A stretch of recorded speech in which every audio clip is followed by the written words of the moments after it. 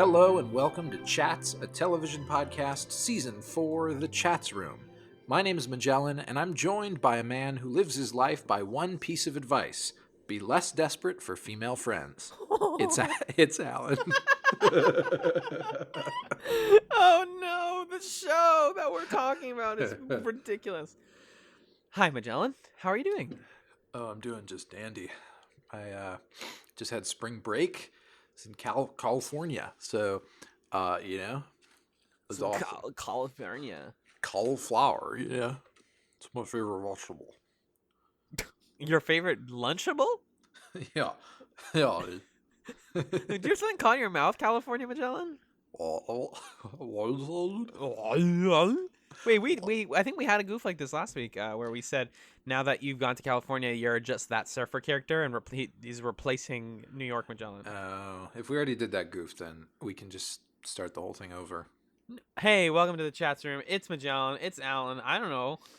Hey, I went to Tennessee, and this is what they sound like. Now I'm Tennessee man. Now I'm Tennessee Magellan. Well, what if we just started it like that? No, like, hey, welcome to the ChatzRoom. I don't know. Like, we do try to be professional. We do try to have some sense of decorum before we descend into conversational vomit. But sometimes you just don't have to. You don't want to have those barriers. Yeah, for sure.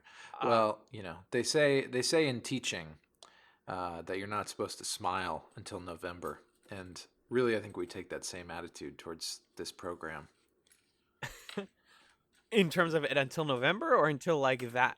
Until the 5-minute mark, I would say, is November, and then we're allowed to smile. Oh, we're just goofing. We got our phones out in class. We're eating Cheetos. It's really nuts in there. Licking our fingers, talking about Fortnite with our girlfriends. Yep.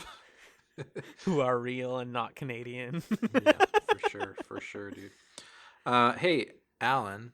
Yeah, you know what we do here on this whole thing that we do? I have gone 3 years doing it with you, and I feel like I still don't have a good idea of it. Okay, maybe this time it'll stick when I explain it this time. Sure, go for it. Make the attempt. Okay, so this is a podcast, which is essentially, so it's a combination of iPod and broadcast. Okay. And the idea is it's like radio that you can listen to in your pocket anytime. Wow. Like Mark Maron? Remember when you had to explain podcast that way to people before everybody knew what a podcast was? It's like radio. Well, now I've literally had to describe other things as it's like podcasts, but like right. Audiobooks are podcasts for books. Like, oh god. Yeah, books are sort of like a fictional podcast you write down. TV and all is all the episodes come out at the same time. TV is like a weekly. It's like a video podcast, but it's about a thing instead of nothing. Right. Unless you're watching Seinfeld. So yeah, Magellan, here's the thing. Actually, do you want to give him the sticky icky, or should I give it to him? Can we appreciate how many sounds went into my Seinfeld theme song? It was a cornucopia of sounds for sure. It was like a Philip Glass piece. Oh, thank you. A lot of sounds. Thank you. I don't know if we've talked. I feel like we should link that video of the guy making the Seinfeld theme song. I don't know if we've talked about that before on the show, but it really is one of the jewels of the world. I'm almost sure we have talked about it. I will definitely be linking it again on the Twitter this week. Yeah, all right. I'll make a note of that. Okay. Here's what we do on this show. You and I every week watch 2 episodes of some show, trying to go through the entire show, and we discuss those 2 episodes in our podcast. We are in the course of watching our 4th program on this podcast, and that is Aaron Sorkin's The Newsroom. This episode, we are ending our coverage of Season 2 by talking about Season 2, Episode 8 and Episode 9, both part of the same 2-parter called Election Night. So we'll talk about Part 1 first, which was written by Aaron Sorkin, directed by Jason Ensler. It aired on September 8th, 2013, and it takes place between November 6th and November 7th of 2012. Alan, what did you think of Election Night Part 1? Well, It's complicated. I didn't like it. I did not like it. I think you can tell when I don't want to talk about episodes of something because I I just want the cold open to go forever or the just us goofing. You let me riff for too long, you're saying? No, what? No, why would you No, it's interpret okay. it that way? No, I get it, man. No, I get it. I You hate understand me. what you're No, saying. no, no, no. When the What I episode's mean is good, like you cut off my bullshit. I get it. I love understand. talking to you, and sometimes we also have to talk about a show that I don't like. And I definitely didn't love these episodes, but there were little kernels of things that I will say I saw them and I was like, man, this is going to be really great to discuss with Magellan in a couple days. Hey, thanks, man. It's not you, it's the show. Oh, okay. All right. When I give you a compliment, you'll know because it'll be overly flattering and potentially passive aggressive. And really, the point of that will be to self-deprecate. Yes, ultimately, yes. Yeah, But no, I thought there were some things to talk about. What about you? So I watched these episodes over the course of taking a red-eye flight that involved a layover in the middle of it. So the first episode I watched sitting on the floor of San Francisco International Airport at around 11 p.m. And the second I watched sitting on the floor or was I in a chair? I think I was in a chair in Wow. in O'Hare in Chicago around 5:30 a.m. or Oh my so. God. So it was a unique viewing experience for me in the course of our chats viewing. And I think because of that, I was traveling and it anchored me to ideas of home. And so I didn't resent these episodes as much as maybe I would have if I was sitting in my room with other things to do. That is my glowing review of Election Night parts 1 and 2. But really a lot of concentrated newsroom BS in these 2 episodes. Just straight to the veins, just straight into the garbage. Can we I feel like the thing I want to talk about the most right now is how they are just wasting Sloan. Uh-huh. Like just what? Where? It's just a lot of potential, really, just in the dump. Okay, so here's my thing. 2 side plots, both of them driven by our principal female characters, are about the 2 of them, Sloan and Mac, wanting to send Neil to fix something for them. And neither of those things are related to the idea of it being election night. At all. They're like purposefully unrelated. There are some other side plots that are a little silly, but they're somewhat related, like the Jim Maggie stuff about them calling that race too early. Yeah. At least that's related to election night and the kind of stories we can tell on an election night. And Charlie's off being involved in the main plot. That's fine. And Will is involved in the main plot, and there's some Will Mac stuff, whatever. But literally, Sloane's plot is a book was sold at an auction that had her signature in it, except she didn't sign it, and she's really preoccupied with figuring out who bought it so that she can actually sign it. She's so worried. And that's her plot. That's the plot of the economics PhD on election night. If you don't have anything to write for her, then don't give her that much time in the episode. This plot occupies a significant chunk of both episodes. Yeah. And then I texted you this when you were like, man, this plot is dumb. And I was like, man, wait until you see how it ends. It just falls in on itself in one fell swoop, in one single scene. It's like, oh, no, it was Dawn. No, it was Dawn. Yeah. It's like a bad condensed Genoa. Where you're like, oh, I feel so bad about this. How did I mess up? What am I going to do to fix it? Oh, it was one person who was just making a harmless gesture. All right. Anyways, let's kiss. Except no one kisses in Genoa. Do you want to just talk about parts 1 and 2 together? I do, because there is very little separating them. Yeah, all right. So maybe we'll just do this in one big chunk then.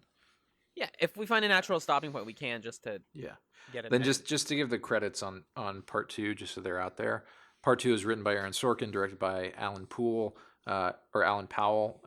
aired September 15th, 2013, and also takes place November 6th and 7th. Okay, so that's out there.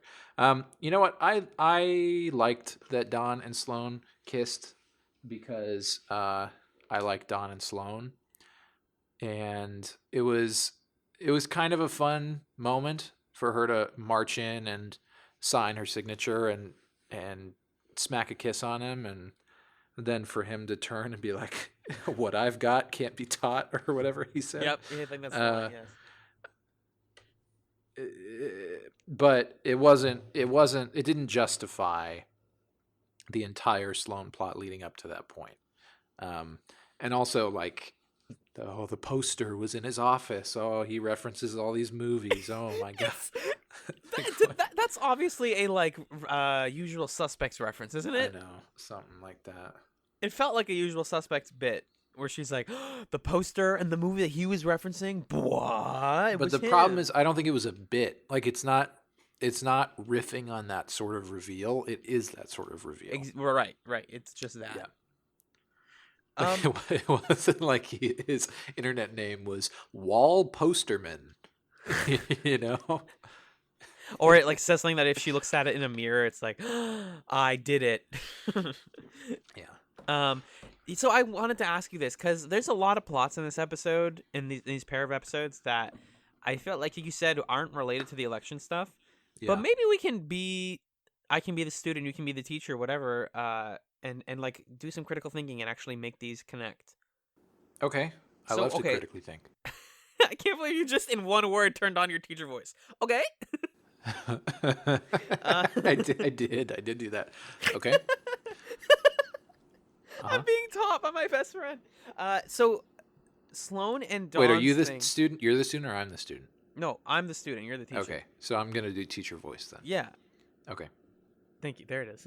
Great. No, so Sloan and Dawn's plot is Mhm. concerns wanting to feel like you're honest and like you deserve, or like that people like you and like you for the right reasons, I think. Okay. Say more about that. Okay, so well, because she talks to I think Neil when Neil's like, "Who cares? Like the guy is never going to find out that you didn't sign it. Like it doesn't matter." And she's like, "But he spent $1,000 on it." So it becomes this question of like, does she feel bad because he spent a lot, or does she feel bad on principle? So if we're Mhm. trying to tie that back to the election, like it's this idea of like, do you want somebody who's honest, or do you want someone who like says honest things, who's like actually honest, or who doesn't give off like, or who is good enough at hiding the dishonesty, Hmm. or who, or like where does that even matter? Like where does like do I care that one like Mitt Romney like fudged some of the numbers on his taxes once, to show that he made I more? see. Like ultimately I don't, but like does that technically does make him dishonest in a way? Sure. Is it about the truth that's true or the truth that you believe? Yes, exactly. Hmm. Because then Interesting. Max is exactly the same idea. It's, somebody writes on her Wikipedia page that she was the head of an important group at Oxford, when in reality she went to Cambridge University, which, I mean, as a podcaster, I'm going to tell you, the audience, that, hey, that was a way for them to be like, hey, remember Max British, guys? Check it out. Like, Well, as and a, also she's like super smart and and she's educated smart. person. Yeah. But she's smart, educated, and British, but also she's like super petty about which school she went to. Well, that's like a centuries old rivalry. Oh, that one Oxford, specifically is? Cambridge. Yeah, I think Okay. that's the idea. You forcing me to actually think about these plots critically um, has made me think about how, yeah, I guess the argument that you can make is that everybody on the team is really anxious following Genoa about making sure that everything they do is 100% right Right. and like Exactly. uptight or upright. So it makes sense after Charlie's speech, his like scary speech at the beginning of nobody fuck up at all or you're fired, He basically. says, like, here's the manual for. Is this the same way he's like, here's the manual for the sanitation department? Anyone who fucks up tonight gets this Yeah, manual. basically. Which, like, Um, hey, Charlie, come on. That's someone's job. Like, don't don't treat that as like the failure state. he gives this speech like smiling and laughing of one mistake and you should just keep walking until you start swimming and then keep swimming. It's like, whoa, bud. Good God, Um, Charlie. Yeah. but with that as the mood in the air, it makes sense that they're gonna try to look for these smaller victories of fix the thing on the Wikipedia page, fix the signing of the book, but it also just makes it feel like Sloan and Mac are being relegated to having to worry about pretty minor problems in a way that, so what bothers me about it is that there are not male characters who are worrying about the same types of things. You know what I mean? Right, the petty stuff is for the women. It just, yeah, it feels like they're being made to fixate on these details, and their plot is about like, hey Neil, have you saved me yet? Basically. Yeah, I need the nerd to do the work for me. Right. And the other side of their plot, so like the other stuff that Sloan is doing is, and you wrote this in your notes, the running gag becomes that she's being constantly cut off and interrupted and saying stupid things on TV. Yeah. And it's like, why? Why? When did Sloan become incompetent at talking? She couldn't remember the story that Elliot talked about. She accidentally brought up Genoa on air, things that just Yeah. didn't really make sense and weren't funny either. And then she gets cut off and on live television. She's like, oh, come on. Right. Like unbelievably unprofessional. And all of that stuff, just to pivot a little bit, made me think about like those everybody sitting around the big red table talking about election results thing. Um Mm-hmm. how interesting it would be, not good, definitely not good, but how interesting it would be to see the newsroom's take on another election, like the 2016 election. Yeah. Because with a re-election, like they obviously bring up the idea of like 90% of the time people just re-elected the new guy. This almost never works the other way where another guy gets re-elected. But we have to cover this like it's a super legit election anyways. Like they Yeah. always obviously like refer to like it is the president versus candidate Mitt Romney. They don't say like it's Barack Obama versus Mitt Romney because he already has the title.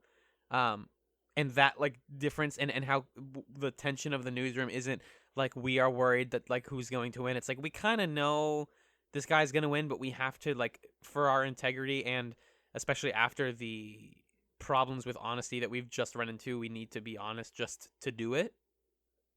Whereas I think with like a new presidential election, you get not only people worrying about like is going to fundamentally change the next 4 to 8 years of Yeah. our country's history, Mm-hmm. um, but also just like the exhaustion of it was so fascinating to me to watch when I was watching coverage that the evening of the 2016 election, just like Right. flipping between like CNN and MSNBC and Fox News and watching all of these people like normally so buttoned up and professional, like just so tired and like overworked and over caffeinated and just wiped out by like numbers and information and like having to be on all day. Mm-hmm. And like I think they could have done that with Sloane's like outbursts, but she's the only one who's like that. I see what you're saying. Like they've just been working for 6 hours straight, and so it makes sense that her patience is going to grow thin. Yeah, but it's only hers. Like nobody else is. That's what Right. I mean. Is Everybody like else is totally consistent through the whole thing. Taylor and Will have like really good back and forth, where they're like, oh, you know, the way that the first episode ends is, Will is basically asking Taylor to like not get too political with him and not like be combative in the conversation, and then he ends it being like, you know what, no, go come at me, like I'm ready to have this conversation on air. Things are getting intense right now. We need to like step our game up and actually have the conversations that the people want to hear. Yeah. And like it works out, and it's like very cool and it's fun to watch.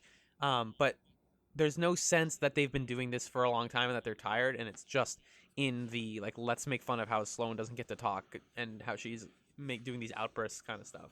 Yeah. I totally agree.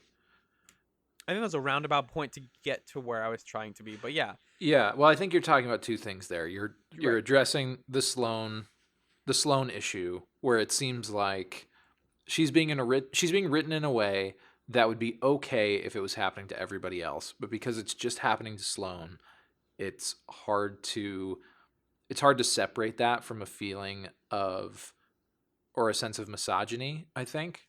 And then the other thing that you're talking about is just the idea of watching the newsroom do election coverage. And, you know, I think I think it's easy for us in our current political climate to look at 2012 and see it as a time that was not all that tumultuous. And it's actually hard for me to remember what that time felt like compared to ours. But I have felt throughout watching this show that it's so preoccupied with Republican, Democrat political maneuverings and political theater more so than other social issues or economic issues or just issues that are more endemic to society. And because of that, it feels really safe. Like them doing a two-parter about the 2012 election feels really safe to Yeah. me. They're not hitting anything more. They're not hitting anything profound there because we know that Obama got reelected. We know that he was going to get reelected. I don't remember being all that worried that Mitt Romney was going to win at the time, to be honest. I feel like that election was done with pretty quickly. I mean, I was on the West Coast, so it was earlier in the evening for me. But I remember that ending up pretty decisively in favor of Obama. And so, Mm-hmm. yeah, I think this episode is just another example of the show pretending to be edgy by kind of like taking down, the Republican establishment, these people who are being wacky, but in a way that feels very like, The Daily Show circa 2005 or something. Like it is an old take by the time that Sorkin gets to it. And so there's nothing politically daring or compelling about that story. Like Yeah. if doing the news right is that we're gonna just talk about politics but in a more pointed way, we're not going to change the priorities of the news. We're just going to talk about the same things but in a different way. That doesn't feel like doing the news right, ultimately. And if doing the news right and fair means we're gonna have this like young, intelligent Republican on to like basically badger Will about the fact that he identifies as a Republican in a way that she thinks is just an effort to appease Republicans, like by saying he identifies that way, but then like roasting the Tea Party and all of the Republican candidates, he gets to cover his ass and say like, but they're my party and I just want them to be better. But he's like, no, I think he has that like really good I think is that in this show or did I hear that somewhere else where he says like the Republican Party, like apparently identifying myself as a Republican means I have to be racist and homophobic and Yeah, that was a cool little monologue that he had there. yeah, it's a really fantastic scene, but like the episode doesn't also make efforts to say like, well, but so like it doesn't go any further than that than being like, no, I'm a Republican, and then what? Like it doesn't have any much to say about like the election or like Yeah, what the re-election is. It's just like it's like backdrop for character development basically. ultimately, the newsroom is not about being. I think we talked about this at the beginning of talking about this program. Yep. But Sorkin, it seems like, has a vested interest in glorifying the structures of the status quo. I mean, he had a show, The West Wing. It was about the presidency and about the government, and had this sort of like Clinton era attitude towards the federal government being maybe more beneficial for the American people or caring about them a little bit more. And now his attitude in the newsroom is like, news is good, but really what he's trying to do with the newsroom is he's not telling the story about how to change journalism. Instead, it's this swan song for political centrism that ultimately feels really bland. It, Because all he's saying is he just wants people to move back to the center, like in the good old days with Eisenhower and the Cold War, and everybody agreed on certain things. it is ultimately why I have grown to dislike the show and Sorkin more and more over the years. Like two things I really wanted to bring up. One, and these are both like real life things, so I'm not gonna like name names or anything, but the Reddit thread I posted to the Newsroom subreddit recently Yeah. had this like briefly interesting moment where I posted our podcast to show people hey, we do a newsroom show. I hope you like it. Yeah. But I wrote in the text just kind of as like a interesting bit of like to way to spice it up to get people to click it was uh I'm a former newsroom fan and I'm watching it with somebody who's never seen it before. Yeah. And the only thing that anyone glommed onto in the comments was like, "Wait, former fan? Why are you posting this here then?" And I was like, "Well, first of all, I'm talking about it, so I think it's relevant. And second of all, I did like it. I liked it Yeah. a lot, and I thought it was Sure. I thought it was really smart, and I liked all the characters a lot. Like I referenced this show a lot and thought about it when I was like developing as a young adult in college. I've come to be disappointed by a lot of the views that it holds, and its creator, I think, is not as good as I used to think he was. Um, but I still find it really fascinating to discuss and to critique. And the centrism stuff does get to me. It does feel like as I get older and as things get more tumultuous, that type of political thinking isn't going to get us anywhere. Right. Well, it just smacks of, he's hawkish too, Aaron Sorkin. Like he's sort of pro war or at least pro military, Hmm. um, and well, to an extent, I guess maybe Jerry Dantana was meant to represent a dissenting voice there, but then Jerry Dantana is made out to be kind of a crazy fanatic guy, so Hmm. it's hard to say how much Sorkin agrees with Dantana. Um, but yeah, Sorkin, he's clearly pro-military. He's clearly very nationalist.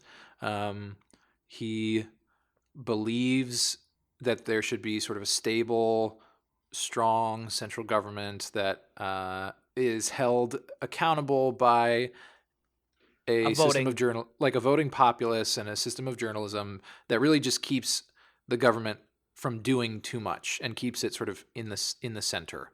So Yeah. a strong government that is like largely inactive, and is not going to do anything significantly radical. And that to me is like very kind of post. It's sort of, I mean, it feels very Clinton years. It feels very Hmm. like post Reagan Democrat, um, in a way that just it doesn't feel relevant to our current political climate anymore. Maybe that's a bad thing that you and I, growing up in this current era, see this as like kind of milk toast, and not viable political ideology. But I think especially in the Trump era, this show has nothing to say. It and I wish it did have something to say because it clearly is trying. I think it's a great time capsule of 2000, when this came out, 2014, 13 for this episode. 13. It's a really interesting time capsule of a couple years ago, before this radical shift in American self-awareness. Um, I mean, really, in the past 5 years, we've seen rise to prominence a larger national conversation about race, about racial equity, about a sort of nativist backlash. I feel like we've reframed to a certain extent debates about immigration, about gun control, um, and also we've seen a renewed sense of leftist activism that makes our political climate just a lot different than this show. Like, this is a show that exists where the significant leftist activism is Occupy Wall Street, you know? Right. Um, and so it's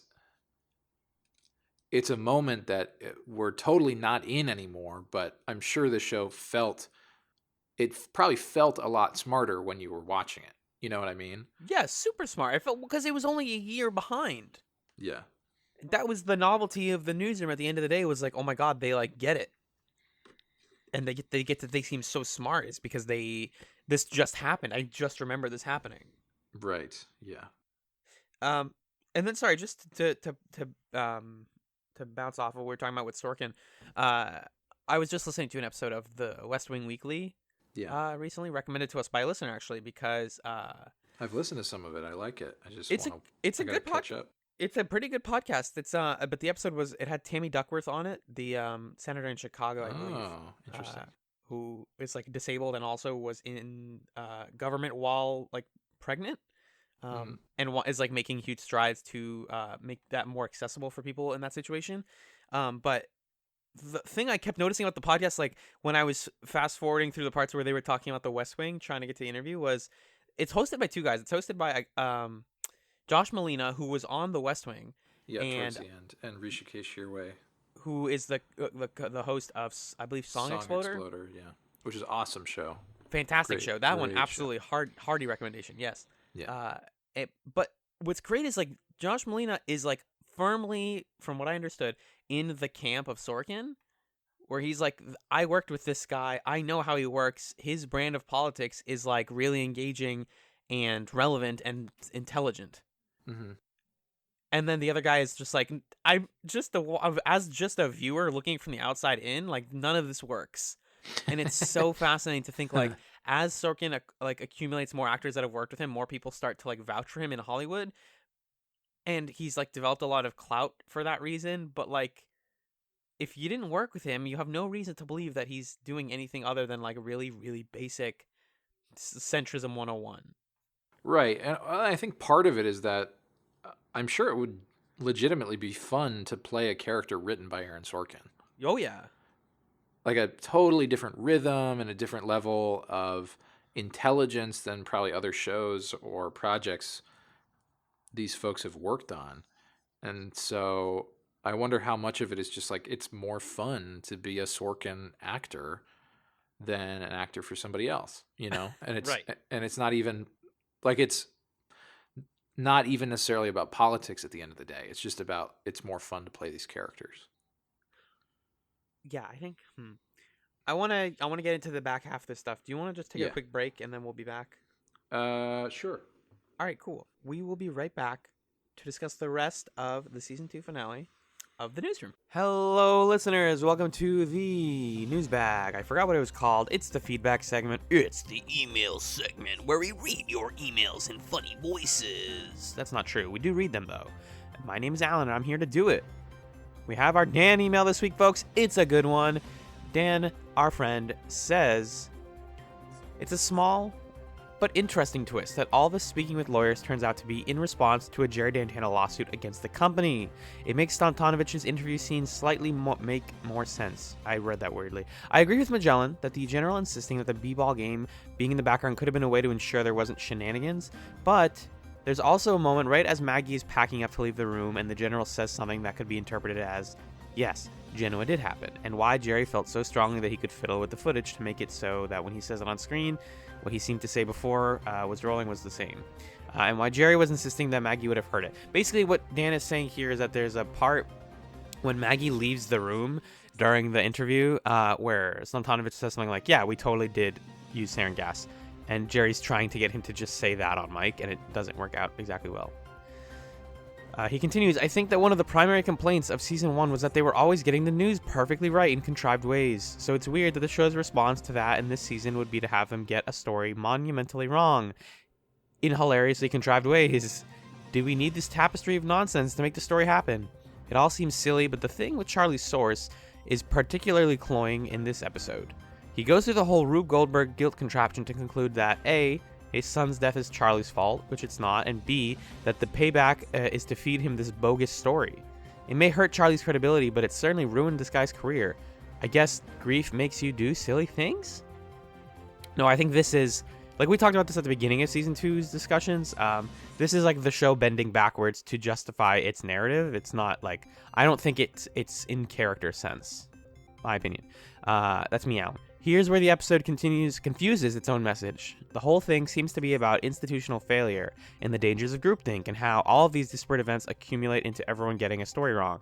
But when people step up to take the hit, Leona, who's now on their side, is all like, no, this isn't on you, screw Dantana, you've got to win back the crowd.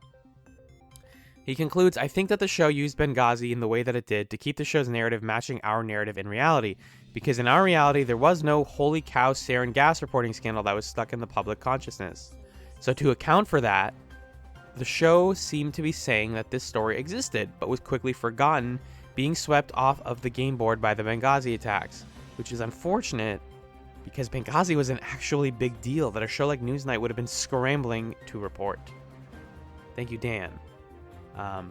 yeah, we are now kind of like looping back on things that we said a week or two ago, but I agree across the board. And as we now hit the end of season 2, it's like, what was any of this about? You could have honestly skipped this entire season and like not missed any development, especially because like they jump ahead a year again now in where we are in these last couple episodes, which means that Maggie's hair is back to normal. So like literally, I think you could start season 3 and not be missing out on anything except Mac and Will are get married at the end. Whoops, that's a spoiler for the second half. But you've probably watched the episodes, I would hope.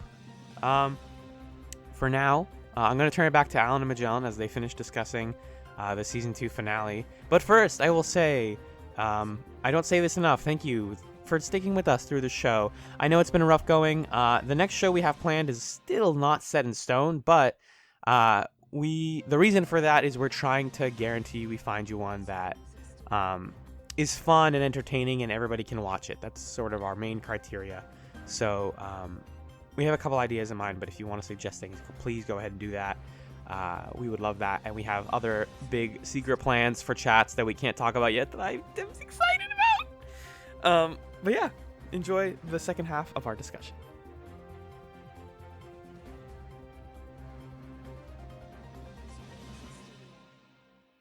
Welcome back to the Chats Room. We are continuing our discussion of election night. Magellan, we need to talk about Jim and Maggie. Yeah, let's do it. Those crazy kids. This is the thing. I texted you this morning about how it would be really amazing to watch the show tackle the 2016 election. My first instinct when envisioning that episode was that Jim would be the guy who isn't, like, nobody on the show would be a Trump supporter, I think. Maybe? Right. Yeah, I think you're right. But he would definitely be one of the ones who's like, well, if he's gonna at like the midnight hour, be like, well, if he's gonna be president, we might as well start calling him that. And you're like, I like the way you phrased it, where you're like, if he's gonna win, we have to get used to calling him Mr. President. Yeah, whatever. yeah. Like that. That is a very Aaron Sorkin concept of, well, the institutions are good, so we need to trust the institutions. Yes, trust the process instead of like resisting the process. And I think that Jim would just be the guy who would do that. Because, like, in this episode, him and Maggie have this thing where... And the reasoning for it is hilarious. Like, they get some voting results mixed up. They're getting all the results in. We there's a ton of scenes in these 2 episodes where people are just looking at computers as polling results come in. Mm-hmm. Which sometimes is the newsroom that I like, is people looking at computers and watching the news happen and then deciding how to report on it. But it's not that often enough. And they get some info about, I guess, Mississippi and who's winning in Mississippi. And when they send it up to, like, graphics to report on it, they get the shorthand for Mississippi and, what do they get it mixed up with? Missouri Michigan. Or Minnesota? Michigan. And then he's like, guys, what's the shorthand for Michigan? And they're like, or Mississippi. And then someone's like, it's MISS. And he's like, no, you don't know what initials mean. Blah, blah, blah. And it's like, I learned that in first grade, dog. Like, you're making fundamental job mistakes because you forgot how state shorthands work and you work in a news office. Jim, what do you do? And this is also the episode where Maggie, like, fully confirms her love for Jim. In this episode where, like, we have to have this whole drawn-out scene. I kind of thought this one was funny. When did she do that? At the end, when she's like, "Oh, Jim's awesome," because he's the reason. The day that I knew I liked Jim was when he was the only person. She was like, when I first noticed you or whatever. Yes, right. That's how I read that part, at least. No, but he has that, like, really weird phone call with, like, I think it's like another news studio or something where they're like, "Hey, why'd you report on this early?" And he's like, "We're right." And she's like, "Are you lying?" Yeah. He's like, "No." And she's like, "Is it okay if I, like, would you be offended if I call another source on your clear lie?" And he's like, "No." And then he closes the phone. He's like, I'm offended. Because Jim's an idiot. I don't like Jim at all. I was amused by this plot because I think it revels in the fact that Jim is being a little bit self-absorbed. Yes. And is putting him in increasingly stressful situations where we know it's going to end up fine because that person ends up winning. Mm-hmm. So I I liked it. I was amused by it, and it related to the election, and we got to learn a little bit. Whenever we learn a little bit about how these things work, I That's also always like the good that. stuff. So, like the room with the experts. I didn't care for all the slapsticky blindfold her part of it, Can but you explain that? she like the she wasn't supposed to see the results from other news stations because they wanted her to be unbiased and just looking at the numbers. So she's like their number, like in the room with the numbers people. Yeah, Okay, she's one of their numbers people. and she's Asian. Well, yeah. I'm just Well, saying, man. well, casting people. Dun, dun, Yeah, dun, dun, they dun. did it again. There were a couple other things in the Maggie Jim stuff that I didn't like. Jim and Callie is some of the worst writing on the entire show. Hallie. Oh my God, Hallie! I'll never get it right. I'm Aaron Sorkin. It's me. Hmm. Yeah, No, it's terrible. I like wrote put a note in here where I was like, I'm trying to find lines, but they come so fast and furious, and they're all bad, and I can't pick one, and I just like, couldn't like nail down any particular thing. It's just this like white people flirting thing of like, oh, like no one knows I'm here, and like no one knows I'm talking to you, and then Maggie's like, hey, how you doing? And they're just like, oh, you're terrible, you're a bad newsman, Jim, and he's like, no, I know, like this like weird, gross, weird flirting that makes both of them seem really doe-eyed and foolish, and just like stop, Aaron. I was more frustrated with the fact that Hallie has just been turned into the mouthpiece for whatever the plot needs and no longer has any consistent characterization of her own. Like her entire purpose in this episode is to tell Jim, wait, Maggie cut her hair and dyed her hair a different color? Because of Africa? That's serious. She cut her own hair? That's serious. You need to talk to her. You need to close this call and speak to your friend right now. Your ex, your complicated love triangle. Yeah, it's like, what? Yeah, it's really bad. And then he has the conversation where he's like, you can't be okay after doing this, and she's like, oh, the hairdresser recommended it, and he's like, you were the hairdresser, there was no hairdresser. Like, just Jim consistently, whenever he tries to like confront Maggie about her issues, constantly feels like this parentalist, like, Oh, yeah. big shot man, like, I was in the military, I know how to deal with mental health problems, like chauvinist or whatever, just like, oh man, I know what's good for you, like I know that this Yeah. was bad for you, and it just like they've now done like they're 0-3 for this. It's so bad. I'm not I even know. shocked And by then, it anymore. and then they send Jim on this mission upstairs to clear his conscience with Lisa also.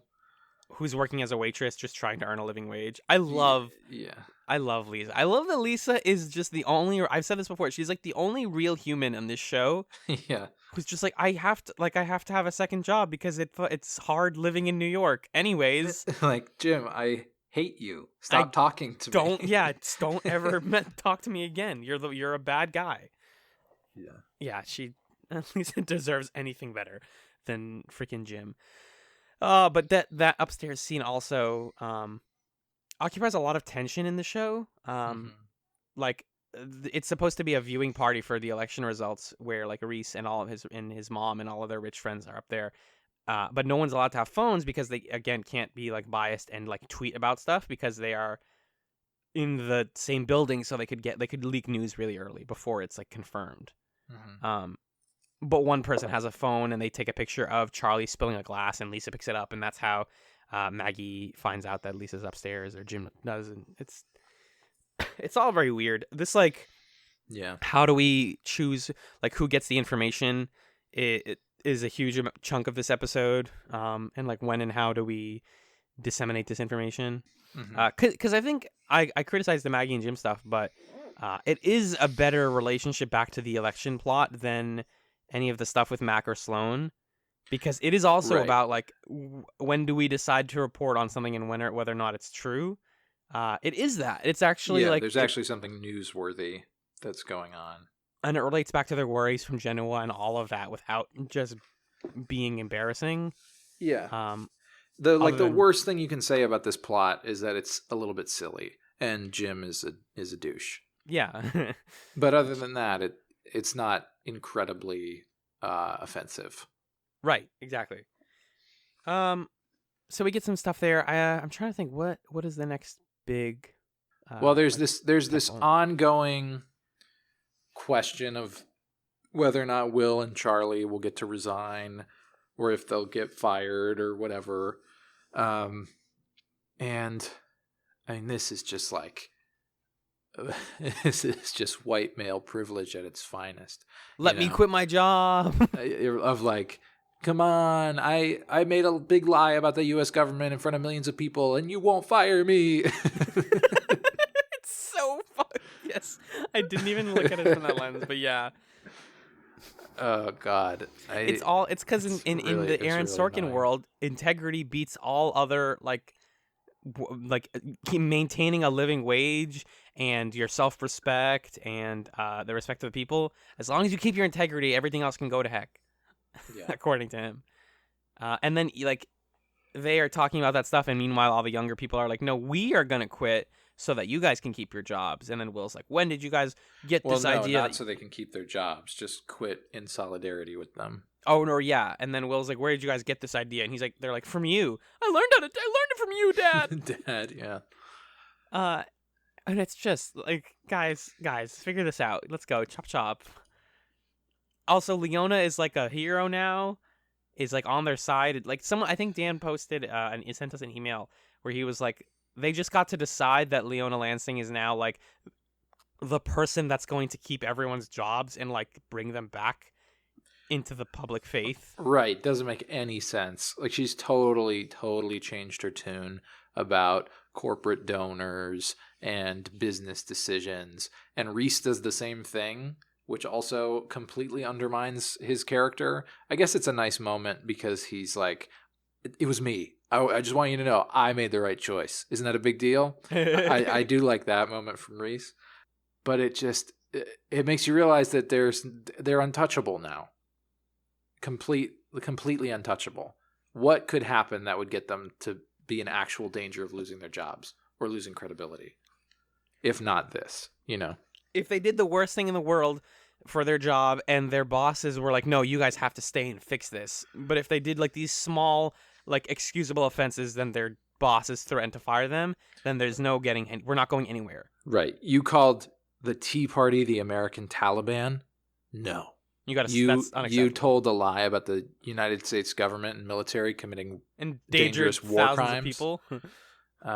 That's fine. You're good. You're good. You made an Just say honest sorry. mistake. Just say sorry. Yeah. Yeah. So it's just all jumbled up and weird. I wanna finally talk. Yeah. Oh, go ahead. Oh, can we just talk about the weird Petraeus thing that ties into that? Yeah. So the big cliffhanger at the end of episode 1 is that they learn that General Petraeus was having an affair with an officer, with a mistress, someone else in the military. Yeah. And that's this moment of like, what the fuck? Oh my God. Drill me on my republicanism. Charlie screams out to everybody, I mean, what the fuck? Like I had to rewind and put the subtitles on because I couldn't figure out what he was saying. When he shouted at everyone. I like that your Charlie sounds like Gruntilda from Banjo-Kazooie, by the way. I mean, it was just a weird noise. That's what it sounded like. I mean, what the fuck? That's what he did. It is. That's actually very accurate. Sam Waterston is good at what's the word? Not bumbling, not bustling, blustering. Yeah. Just like out like anger. Yeah. So it's made to be this huge deal. Like this is going to totally shatter our world in a way that doesn't really make sense to me. Then in the next episode, within the first 5 minutes, they're like, should we run this thing? No, I don't think so. Let's stick with our original thing. Well, okay. Our original thing is only like matters to this small district that's like almost done voting, and there are only a couple of thousand people there, and maybe it's just not worth it, and we kind of railing on a specific Republican, and we could gain some credibility back by breaking this story early. No, all right, yeah, we'll just do the original thing. That's totally fine. And then later in the episode, Charlie essentially says everything I just said, where he was like, "Can you believe we made the decision to do this instead of the Petraeus thing? We all made that decision together. Isn't that awesome? Isn't it awesome that we're all of a single mind about this like bad decision we made? That's why we should keep our jobs and keep doing the news the right way." It doesn't make any sense whatsoever. In the slightest. Yeah, it's just the logic of it. I can't understand it. It's again, it's sort of like when they did Benghazi during the Genoa stuff, and it's like, wait, that was important. Why did you go past that? Like, I totally remember Petraeus and that being in the news for like a while, and being a super, like, they thought that was what Serial season 2 was going to be about for a little while there. Yeah. Also, remember Serial season 2? Oh my god. I didn't listen to season 2. Exactly, nobody did except me. Season 2 is fine. No, but they keep like bringing up like things that seemed important, and then they're like, I mean, we could, but like we have this to talk about. Which, again, to be fair, right. the stuff. I mean, that's what it comes down to. Is the newsroom only really cares about talking about political theater? Yeah, it doesn't actually care about talking about real issues. Like when it came to Trayvon Martin, that was a story about Will's dad dying, and it wasn't a story about Trayvon Martin. When it came to, Benghazi, it was about like, our fake news story. We were distracted by a real news story that we'll talk about for like a minute. It's just like it has no interest in covering difficult topics. It'll reference them to be like, wow, relevant, but no.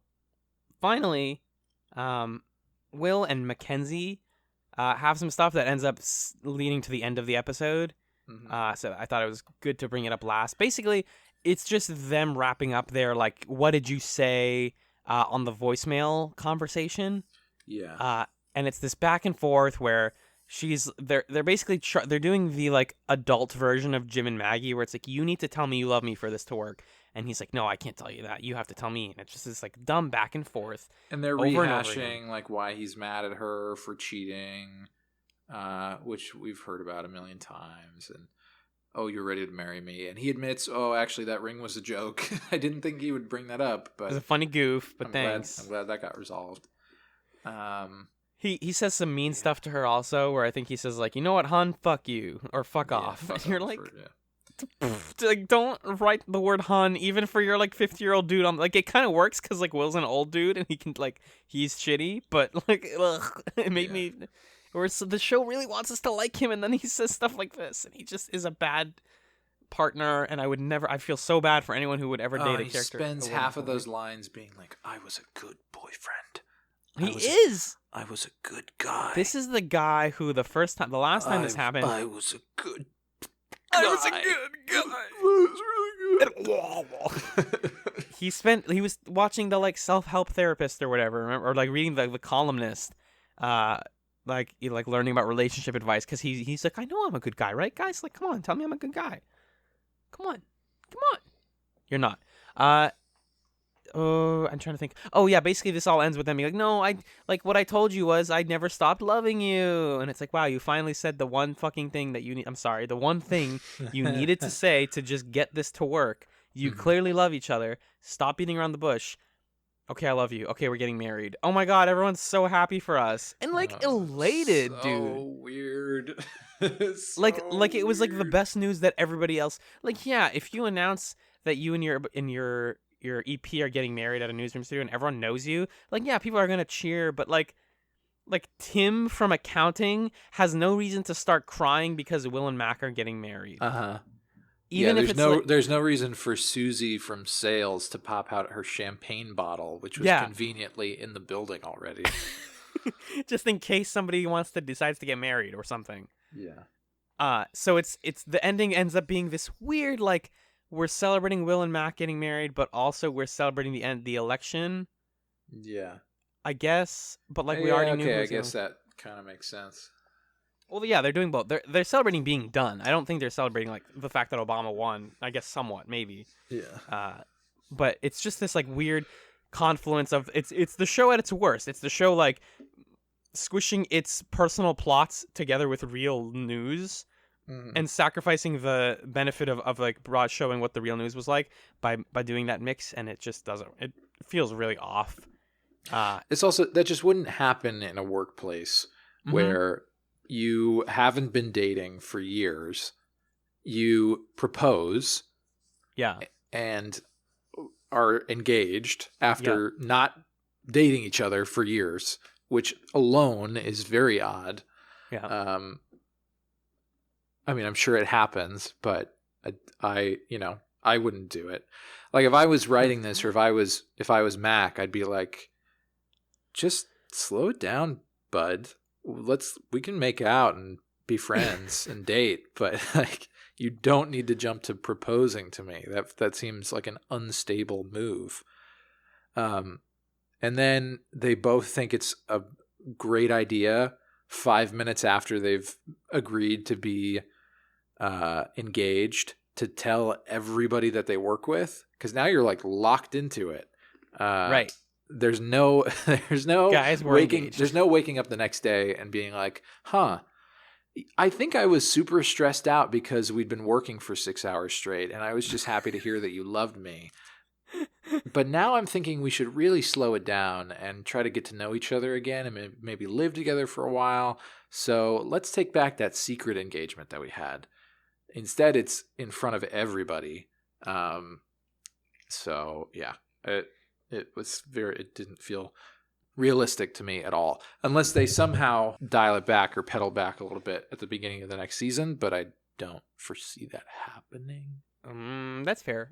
The thing this made me think about a lot was some statistic I read recently that was like the vast majority of the times when people do marriage proposals, either in times of great duress or like great fortune or like success Mm-hmm. on either side of that spectrum, those marriages tend to almost never go well or last very long That makes because sense. it's nigh impossible to recapture the like emotional state you were in when you made that proposal.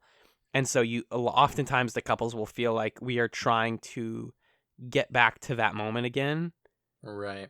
And it's like, well, that's why people don't actually do that in real life. It's the same reason why like you probably shouldn't, like those public proposal videos that blow up on Facebook always squig me out, is because like that person really can't say no in front of a million people. Some people do. Some people do, and it's like hilarious and embarrassing, but like you're definitely pushed to just say yes and then have the conversation later. And I'm sure somebody's had had to have that awkward chat.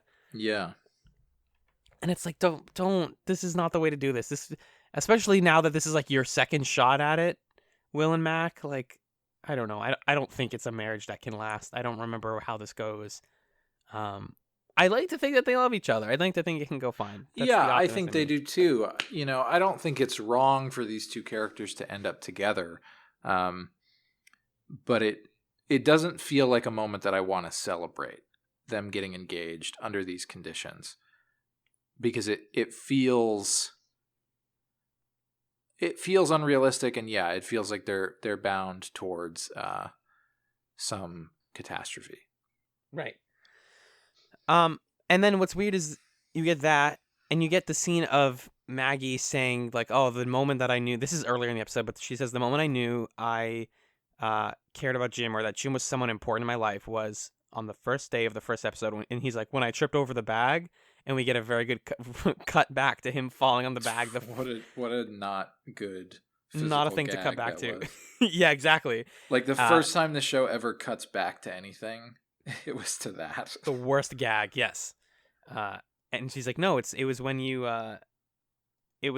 were the first, you saw the yellow news item and you clicked it and no one else clicked it." And it's like, so he was proactive and you like that and you fell in love with him because he's proactive. Like, okay, that's Because sure. he was bored. That's why he loved this guy. Because he was at a new job and wanted to figure out how the computers worked. Okay. And it's like, all right, that's fine. You can make the leap of logic of like, oh, she liked that he cared when no one else did. That's what Jim's Yeah. character is to her. Sure. But the episode ends with everybody celebrating everything else, and then in the midst of it all, Maggie is sitting at a desk, presumably the same desk, and a yellow news item pops up, and it goes boop boop, and then the final shot cuts on her clicking on the yellow news item, and it's like, oh shit, we're back at it again. That was cute. That was a cute ending. It just left me feeling so emotionally confused. I Mhm. sent you that picture. It's actually, I also posted it to the Twitter. I don't just because it's funny, but Yeah. like my face the moment that click happened was this mix of like bewilderment and like dissatisfaction. Mm. But I guess I didn't know what I wanted out of the season finale. I guess that was like, wow, we wrapped up the plots that I thought were never going to end. Yeah, Because I on it, that's something to be said. Like, I don't know where it goes from here.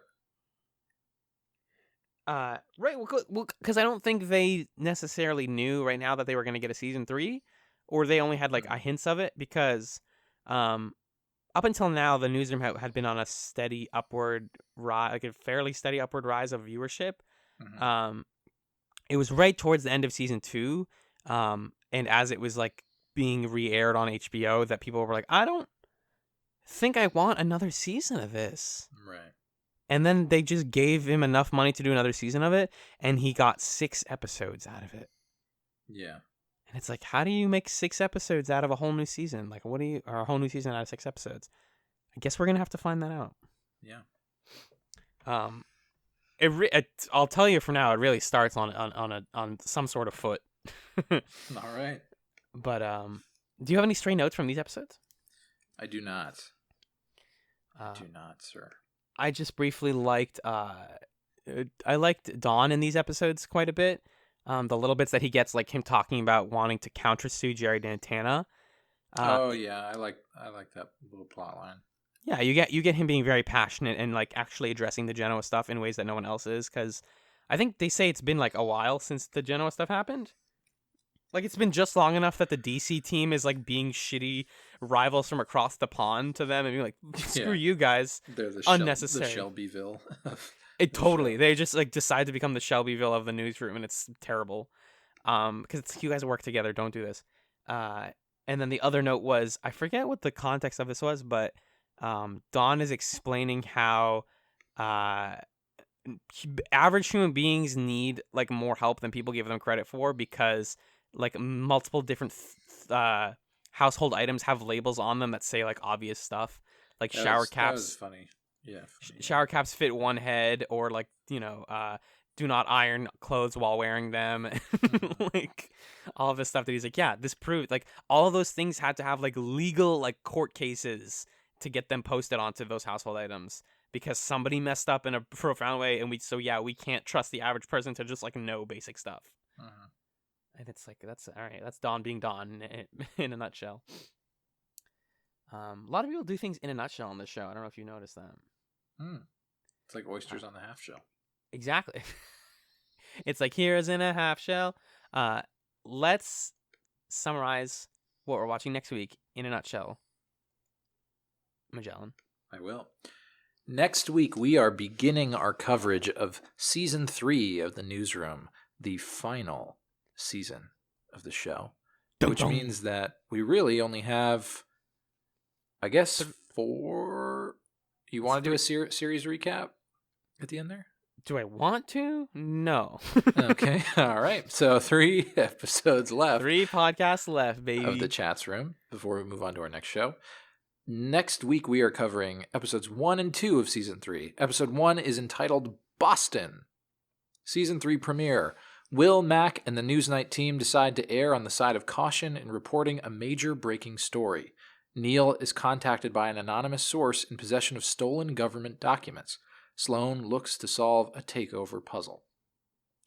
I'm assuming the Boston Marathon bombing is what's going on there. Yep. I'll let you read the second one before I say my thing. Okay. Then we're going to cover Season 3, Episode 2, Run. With Rebecca again tasked with defending ACN in a possible lawsuit, Will tries to protect Neil from the fallout over the DoD leak. Charlie and Leona enter the fray of a hostile takeover gambit.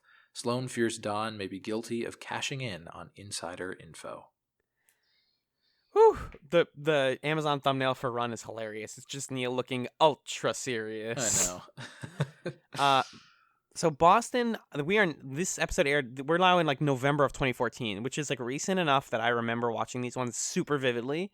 Yeah. I was surprised that this show had a third season, and I was surprised by everything in this season existing. I was just like, wow, they can't believe they, not for good reasons. So you're saying they don't have a great take on the Boston Marathon bombing? Did you think they would?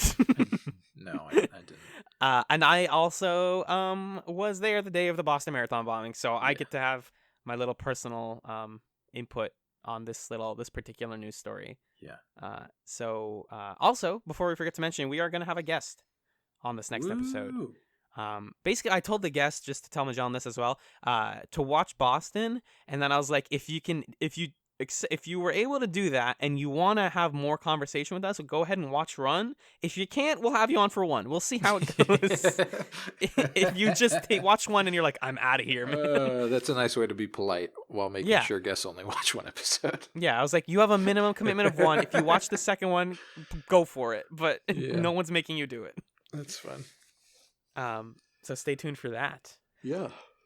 And let's finally take it to the plug zone. You can follow Chats over on Twitter at ChatzPod. That's ChatZPod. You can also send us email, which we'll read on a mailbag segment any week after you send it to us.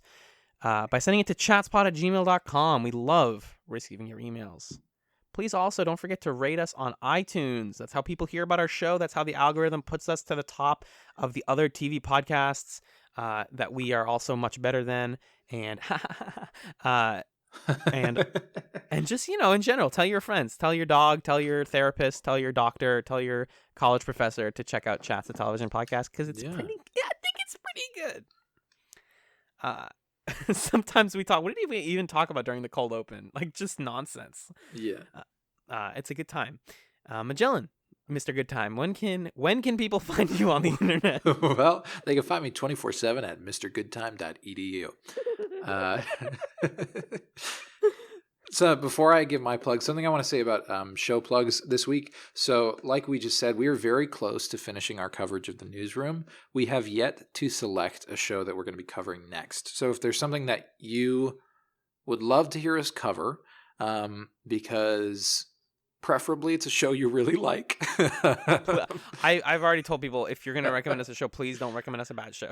Yeah, give us a couple shows that we like before we do another, like, oh, it's bad, but we can learn from it kind of experience.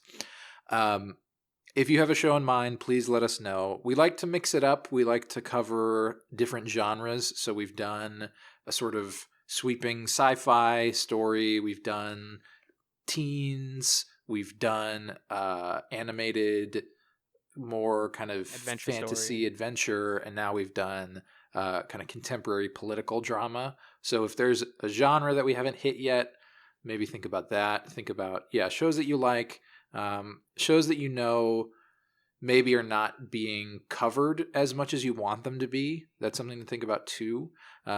If there's an audience out there who wants to be talking about a show but doesn't have a space to do it, we'd love to be able to provide that.